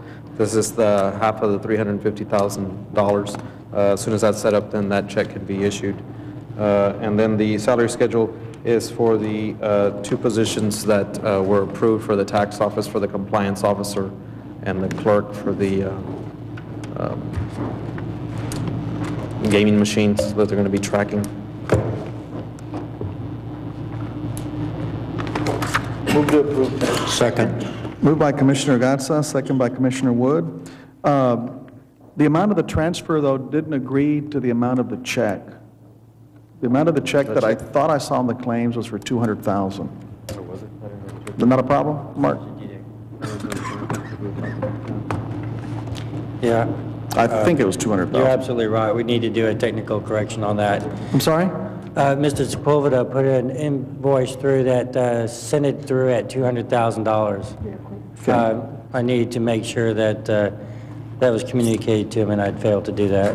Okay, so then should that budget amendment be $200,000? Yeah, I'd like to recommend that change, a budget amendment be at $200,000. Okay. Because initially, we were looking at doing it in half and half. Okay, Which was so a is that, 350. is that part of your motion then, Commissioner Gatsa? Yes, sir. Commissioner Wood? Yes. Increase to 200,000? All right, okay.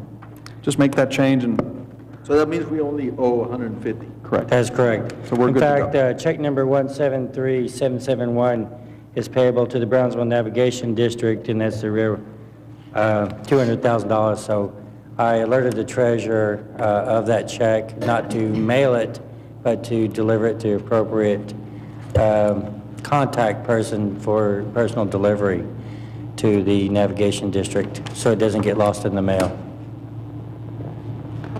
I think we should send you, Judge, to deliver it at the next meeting. Okay. All right, well, that's the, well, that was item 17. We're not on county claims yet. No, you're right. All right, item 17, we had a motion, a second. All in favor signify by saying aye. Aye. Any opposed? Item carries. Item 18, approval of minutes for December the 19th, 2006. Do I hear a motion to, have you all had the opportunity to look at the minutes? Move for approval. Second. Moved by Commissioner Tamayo, seconded by Commissioner Gatsa. All in favor signify by saying aye. Aye. Please note my abstention on item 18A. Any opposed? Item carries. Item 19, approval of claims. There are two checks that we want to void out of the register that was posted. Check number 173832, Farmer Brothers What Company. page number is that, Mark? Yeah. What's No, that? it's- What it's page added. number? I'm sorry, that's on page 23. I think it's easier for me to find it. Page 23, 173832, payable to Farmer Brothers Company. We wanted to void this check. And also, check don't have a on page page 23. 53. Yeah, it's on the left. Go to Oh, it's on the 20. top hand right, page numbers. Okay, yeah, it is. Okay, I see it. Check number 173942, Minyard Auto Supply, or Minyard, and it was originally written for the amount of $3,816.11. This one is voided also. We have some additional claims to present before the court. Check number 174049 through check numbers 174058. We request that these additional checks be added to the list previously published. Keep in mind, we are in the negotiation with Mutual of Omaha, but we want to keep the claims payment process paid, and any change in fees that are negotiated through with Mutual of Omaha, then we'll take credit. There is a future cash flow between Cameron County and Mutual of Omaha, but we want to ensure that they keep paying our insurance claims to our employees and the vendors that they use. So I've spoke to Mr. Burst on this issue, and he's agreed to work through that process. Move to approve. Second. Motion by Commissioner Gatsa, second by Commissioner Tamayo to approve county claims. All in favor? Aye. Aye. Any opposed? Please note my abstention on warrant number 173913 in the amount of $97.87 to Dr. Javier Colbert. Note my abstention on check number 100173962. All right. Any, do I do that? We did, right? Everybody say aye? Read it? All right, fine, off we go. Item 20, consideration authorization to pay remaining lien on vehicle awarded to the Cameron County DA's office pursuant to Chapter 59 of the Texas Code of Criminal Procedure. Good evening, Judge and Commissioners. 20 and 21 are kind of the same thing, but what it is that we seized a Land Rover from a drug dealer that had $35,000 worth of equity into the Land Rover.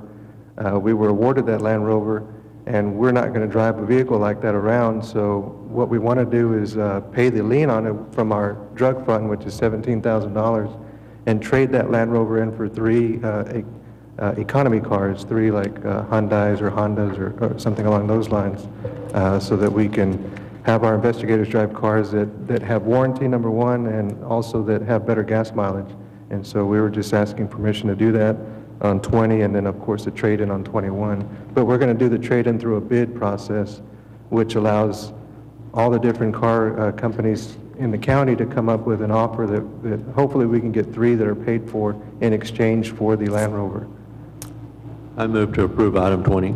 Second. Moved by Commissioner Wood, second by Commissioner Tamayo. All in favor signify by saying aye. Aye. Any opposed? Item carries. Item 21, consideration and authorization to bid for vehicles in exchange for a vehicle seized pursuant to Chapter 59 of the Texas Code of Criminal Procedure. I move to approve. Moved by Commissioner Wood, second by Commissioner Tamayo. All in favor signify by saying aye. Aye. Discussion? Just one question. Sure. Mike Forbes has gone through this as far as whatever bidding process needs to occur? Yes, we're going through Mr. Forbes on this actual, he's the one that gave us the forms to fill out and to go through that. Thank you.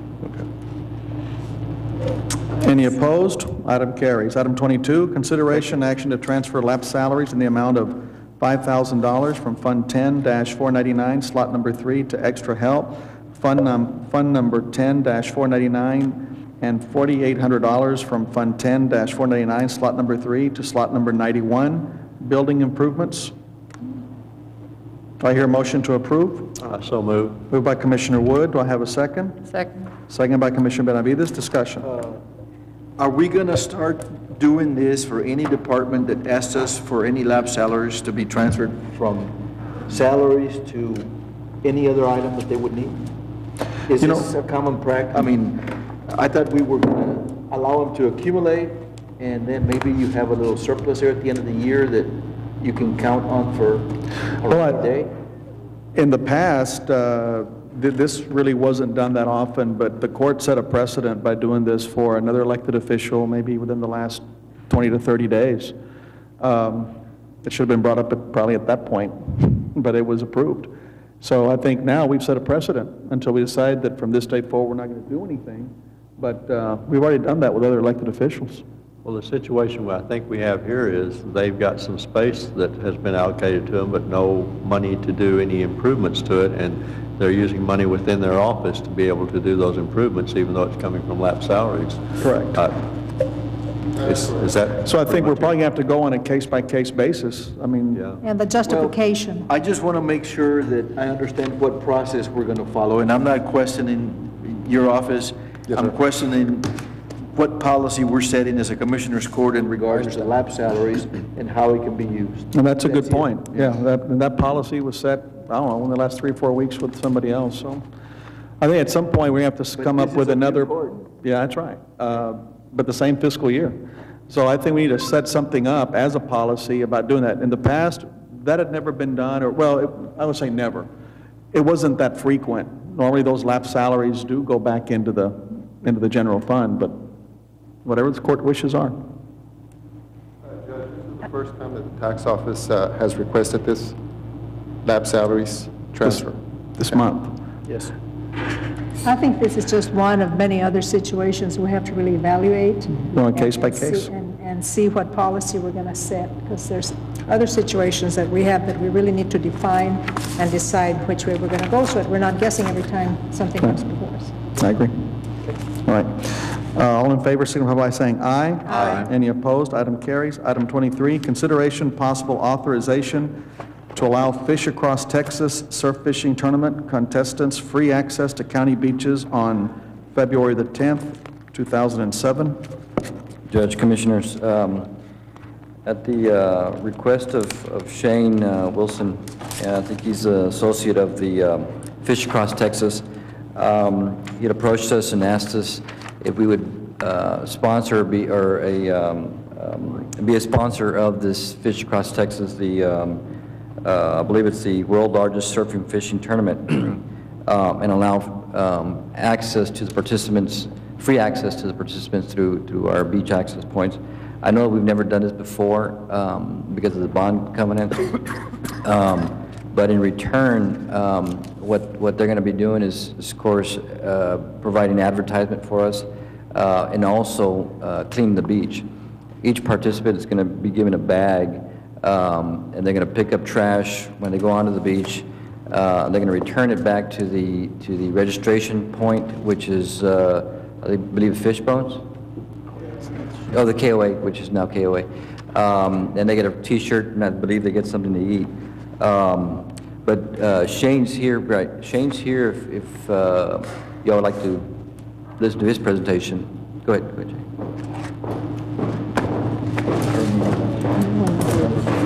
Judge, Commissioners, it's an honor. Thank you. Thank you for waiting around. You know, they always keep the best for last, and luckily I fell there tonight. What this is, I drive up north. I'm president of the Sea Turtle Inc. I'm president of the Laguna Madre Fly Fishers Association, and I drive north on the beach and I see trash. I see trash that it is appalling, and I can't stand it. Fish Across Texas is an organization that deals with youth, and we do junior educational trainings for the state of Texas. We've done just under 10% of all Texas junior angler education certifications here in the state. Most of that was done at Tomaine Park. And every time we go into Tomaine Park, Adolph Tomaine, we pick up the trash along the river. And it's something that we have to do. It's something that I live, it's something that I do. And if I can start it with these younger kids when I'm giving them junior angler certification, hopefully it'll carry on for life. I had a problem, the trash up on county beaches. I have a problem with the trash on the beaches anyway. How can I get people to volunteer to pick up the trash? Have a world's largest surf fishing tournament. It is registered with Guinness Book of World Records, and it will happen on February the 11th. In order for that to get what it's meant to be as a trash pickup, the participants who are registered will have a yellow bracelet on. This yellow bracelet is the same kind that all the spring breakers wear. Once you put it on, it stays on until you take it off and you can't use it again. When they drive up to the beach accesses to get on, the driver of that vehicle will have a yellow bracelet on. Maybe, and I hope several others in there will also. At that time, they will have a bag with them. If there's 4 and they have 4 yellow bracelets, they have 4 bags. The shirts are collector's items because they are participating in a world record event, and it will be a world record because there is not a standing world record surf fishing tournament, at least with Guinness, and ours is registered. So when they drive up the beach, they're going to drive up there, and in hopes for them to pick up trash, after they fish or do whatever they do on the beach, then they bring their bag back to the Cameron County Parks there in KOA in front of Fishbones, and they turn that bag in for a T-shirt.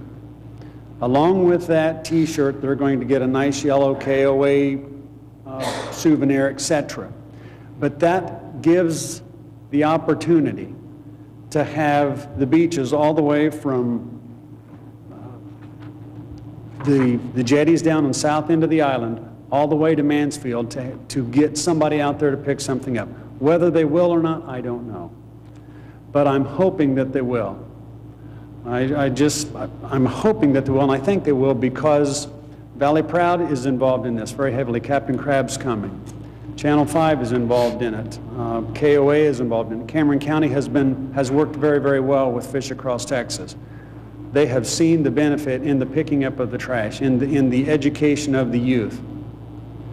If this court would give those participants with yellow bracelets to drive on the beach that day, your beaches will be cleaner that day. You don't have to do it the day before, you don't have to do it the day after. But on the 10th, this February, and I hope that you all have your yellow bracelets and participate in this fishing tournament, I think you will see a very, very dramatic improvement to the beaches. Okay. Would you give us your name again? Shane Wilson. I work for the school district, Point Isabel.